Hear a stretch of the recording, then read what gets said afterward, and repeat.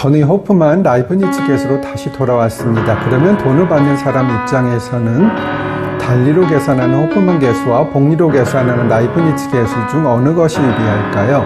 당연히 단리로 계산하는 호프만 계수겠지요. 사실 그 기간이 짧으면 큰 차이가 없고요. 기간이 길게 되면 큰 차이가 나게 되겠지요. 예를 들어 설명드릴게요. 360개월 즉 30년의 호프만 수치와 라이프니츠 수치는 각 219.6100과 186.2816입니다.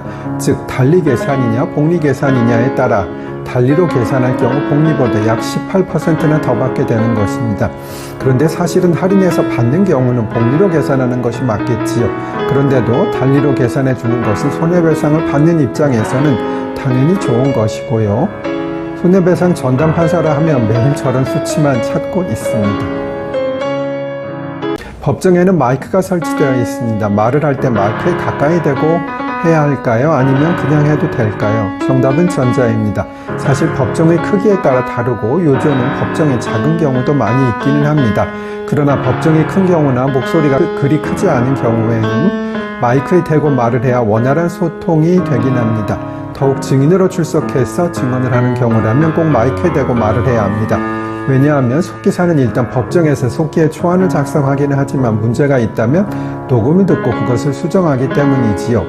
법정에는 보통 검은색 마이크가 있고 불이 켜지면 빨간불이 들어오는데요.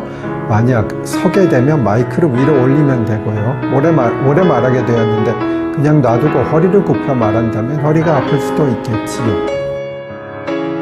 복대리인이 뭘까요? 1. 복시성을 가진 변호사. 2. 대리인이 다시 선임한 대리인. 정답은 2번입니다. 예컨대 제가 재판을 두 곳을 가야 하는데 시간이 겹쳐서 도저히 갈 수가 없다고 상정합니다. 그런 경우에는 한 곳은 변경 신청을 내겠지요. 연기 신청이 아니고요. 그런데 가끔은 법원에서 변경을 해주지 않는 경우도 있습니다. 그러면 어쩔 수 없이 다른 변호사를 구해서 복대리인이라는 명칭으로 내보내게 됩니다.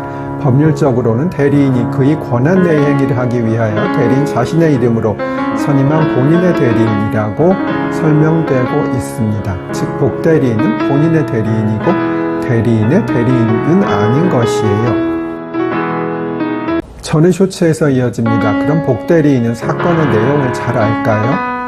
사실 복대리로 위임하면 A4 용지 반 페이지 정도 적어서 아주 간략하게 어떤 사건이고 어떤 변론을 하면 되는지 어떤 증거 신청을 하면 되는지 정도 설명을 하게 됩니다. 그리고 대부분은 본대리인이 출석하지 않아도 재판의 진행상 문제가 없는 사건의 경우 복대리를 선임하게 됩니다. 사실은 복대리이건 본대리이건 사건 내용을 알아야 하는 것이 맞지만 복대리로 가면 보통 10 내지 15만 원 정도를 받고 있는데 그 비용으로 사건 내용을 파악해서 변론하라고 할 수는 없지요.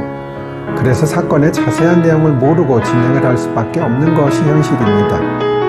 사건 내용을 재판장이 물어봐도 복대리라서 모른다고 하면 재판장도 이해해 줍니다.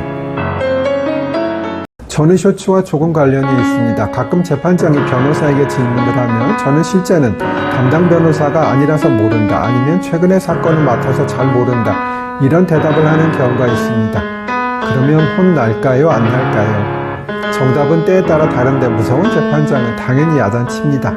어떤 사정이 있더라도 출석한 변호사는 사건의 내용을 알아야 하는 것이지 출석한 복대리인 아닌 변호사가 사건 내용을 모른다고 하면 당연히 혼나도 뭐라 할 말이 없는 것이지요. 차라리 어느 정도 아는데 자세한 내용은 의뢰인과 상의해서 답한다 고 하는 것이 더 적절한 것으로 생각됩니다.